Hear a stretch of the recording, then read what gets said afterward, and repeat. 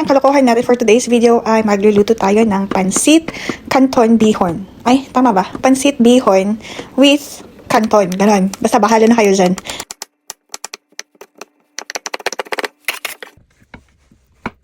Actually, first time ko magluluto ng pansit alone. Tingnan natin kung mapa-perfect ko. At kung mapa-perfect ko, uubusin ko yung pansit mag-isa. Yan ang price ko. Panoorin niyo ko paano mag-slice para matuto kayo sa akin, okay? This is a pansit, cooking pansit tutorial. Ha? Ano daw? Ayan. Kung dati, taga-slice lang ako. Ngayon, ako ang magluluto ng aking pansit recipe. Ayan, lagyan natin dyan. Grabe. Ay. Ganito ko mag-billiard dati. Tambay yung mga bilyaran dati. Oh my god, ang putang na. Ito, almost done na to.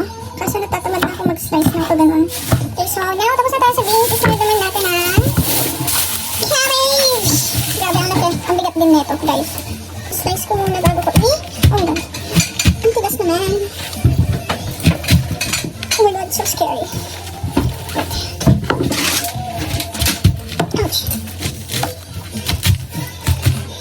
Oh my god, I'm struggling. Oh my god. So, gamitin natin itong mas malaking knife. Oh my god. Oh my god. Ulat ako. So, i-try ko siyang i-shred. Naisip ko lang naman kung maganda. Ay, I think it will work like this. See? Ay, ang galing. Tama ba? Or gumagawa lang ako ng sarili kong desisyon. Ay, hindi siya okay. Masyado siyang manipis. So, gano'n na lang natin. Then, oh my god, ang hirap naman pa. Tutuloy ko pa ba itong pagluluto ng pansit? Ganito mag-slice yung kaning baboy.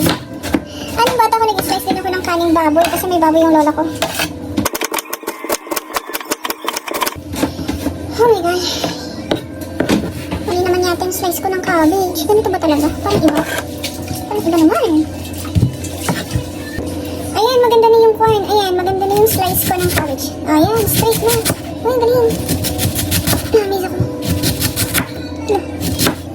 Si Meta talaga. Kaya niyang ipagawa ang lahat sa mga taong tamad dyan. Yung mga hindi marunong magluto. Nang dahil kay Meta, marunong nang magluto. Yan, kung ano-ano nang pinagkukontent. So, paano ko ito gagawin ngayon? Ganun?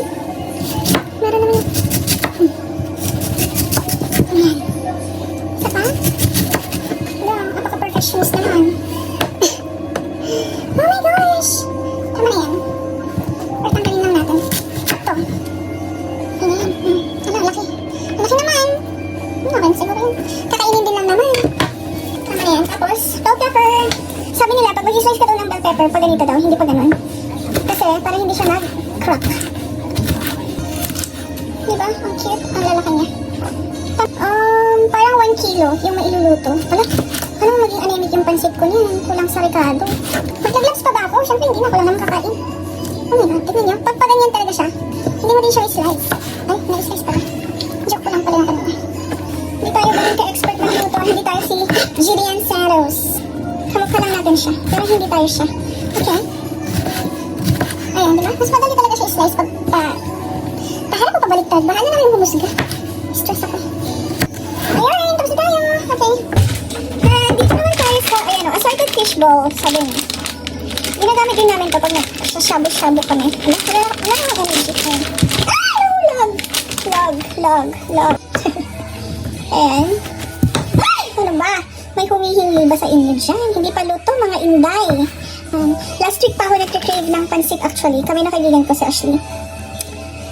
Last week pa namin sinasabi na tara mag-grocery tayo ng pang-pansit pero hindi natutuloy kasi anong oras na rin kami nakaka-uwi. Tapos tamad na rin kami pumunta ng grocery. Kahapon, nagkaroon kami ng oras na pumunta. So, ayun, pumili na ako ng pang-Ricardo. Sabi niya, i-prepare ko lang daw. Tapos, siya na yung magluluto. Pero, sabi ko naman, I think it's time for me to do it on my own. Isn't it, guys? Ay, naman may silbi tayong namumuhay sa mundo. Hindi yung puro ginagawa na lang ng ibang tao para sa atin.